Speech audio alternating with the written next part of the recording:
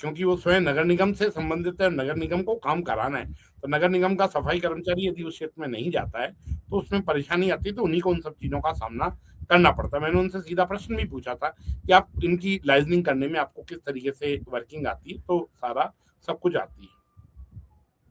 दर्शकों, बहुत सारी बातें निकल कर हम लोगों के सामने आई हैं और हमने वो सभी चीज़ें आप लोगों के सामने लाई है। इस क्षेत्र के अंदर सब्जी मंडी यदि आ जाती है तो वहाँ पे सब्जी उस क्षेत्र में नहीं, पास में वो जो क्षेत्र है पूरा पंचशील का क्षेत्र है,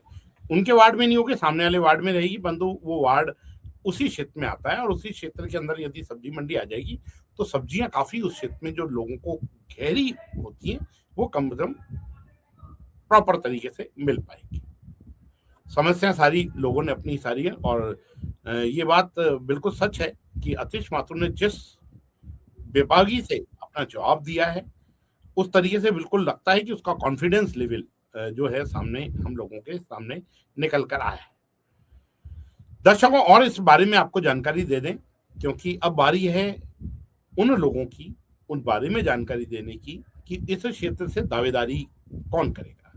कहते हैं जिस क्षेत्र में विकास ज्यादा होता है और जिस क्षेत्र के अंदर काम करने वाले कार्यकर्ता ज्यादा होते हैं उस क्षेत्र के अंदर ये भी बात मान के चलिए कि उस क्षेत्र के अंदर दावेदार भी बहुत ज्यादा होते हैं। बीजेपी से एक बहुत बड़ी लिस्ट इस क्षेत्र के अंदर है जो कि दावेदारी के रूप में बोलेंगे।